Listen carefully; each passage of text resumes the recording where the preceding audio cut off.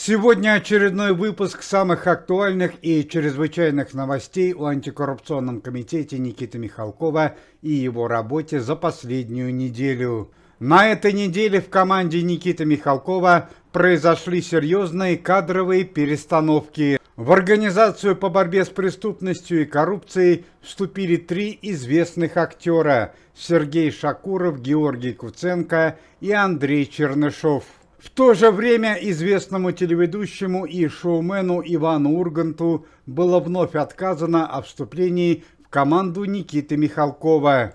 На данный момент в антикоррупционном комитете во главе с Никитой Михалковым работает уже 70 сотрудников, преимущественно советские и российские артисты почтенного возраста. У супруги известного российского и советского певца Олега Михайловича Газманова Марины Анатольевны Муравьевой были арестованы и конфискованы сеть ресторанов и фитнес-залов на территории города Москвы и Российской Федерации. Всего по России было арестовано 24 подобных заведения. Причина ареста и конфискации ресторанов и фитнес-залов жены Олега Газманова – это длительная неуплата налогов и выявленные грубейшие правонарушения при работе организаций. По решению сотрудников антикоррупционного комитета во главе с Никитой Михалковым в скором времени данные заведения, в частности фитнес-залы, будут использоваться для восстановления сил и здоровья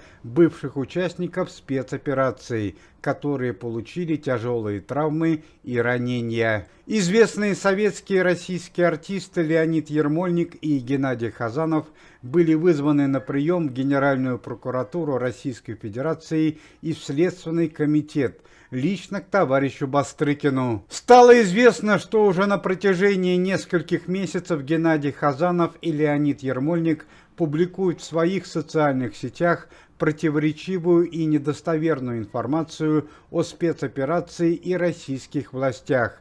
На данный момент решается вопрос о задержании данных артистов. Член антикоррупционного комитета и известный музыкант Вячеслав Малежик открыл в городе Серпухове Московской области бесплатную музыкальную школу. Данное заведение заработает в плановом режиме с 1 августа текущего года. К слову сказать, что несколько месяцев назад и другой член антикоррупционного комитета, известный композитор Раймон Паулс, открыл на территории Российской Федерации более 10 подобных заведений. Пресс-служба антикоррупционного комитета сообщает о печальном событии, связанного с семьей Аллы Пугачевой и Максима Галкина. Вчера вечером под Санкт-Петербургом практически полностью сгорел четырехэтажный замок известной певицы Аллы Борисовны Пугачевой.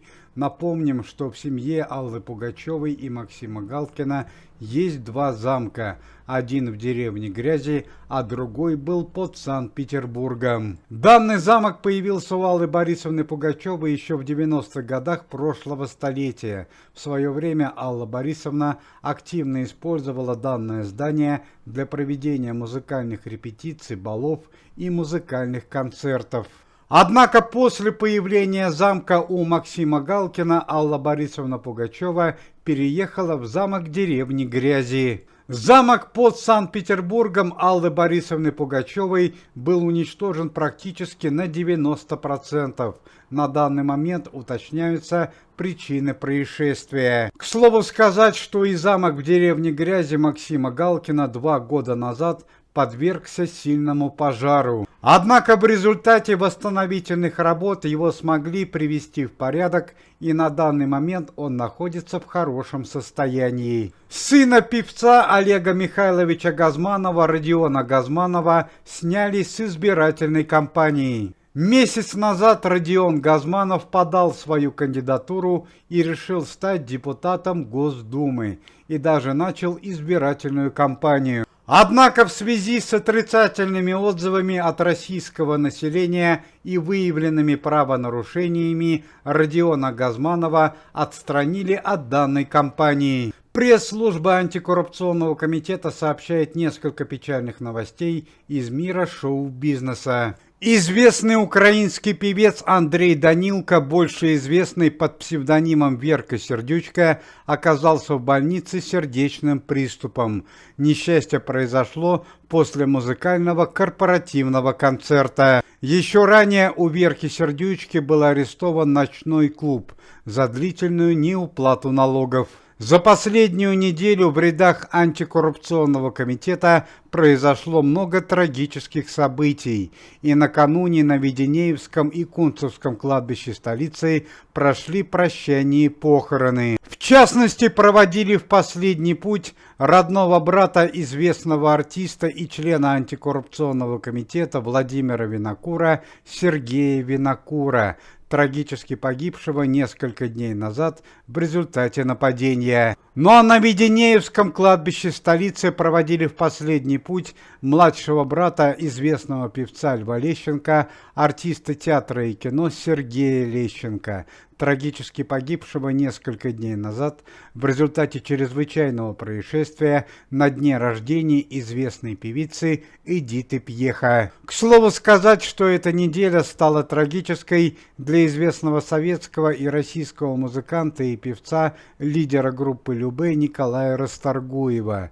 Несколько дней назад во время отдыха в Австралии трагически погиб его старший сын. Помимо этого, творческая и музыкальная Россия прощается в эти дни с известным российским актером Владимиром Новицким, главным героем сериала «Глухарь», который скончался накануне вечером в результате сердечного приступа. Ну а несколько дней назад этот мир покинул заслуженный артист России, актер из сериала «Моя прекрасная няня» Вячеслав Гелинов. Вячеслав Гелинов скончался на 92-м году жизни. Замечательный артист играл в театре с 1961 года. Он сыграл в сериалах «Кухня», «Моя прекрасная няня» и «Детективы». Продолжаются поиски двух пропавших артистов, членов антикоррупционного комитета, которые на вертолете в Чемдарском ущелье Алтайского края потерпели крушение несколько дней назад. До сих пор пропавшими без вести считаются известная актриса Ирина Муравьева и известный певец 90-х годов Михаил Муромов. Ранее в центральной прессе появилась информация, что данные артисты погибли, однако их друзья и товарищи отказываются верить в трагическое событие и продолжают поиски в Чемдарском ущелье. К слову сказать, что на данный момент в результате аварии в Алтайском крае в районе Чемдарского ущелья в тяжелом состоянии находится несколько членов антикоррупционного комитета: актер Юрий Назаров, Руслан Байсаров и его сын Дени Байсаров. Уважаемые зрители, если вы желаете выздоровления членам комитета и поддерживаете их деятельность, то можете поставить лайк под видео и написать поддерживающий комментарий.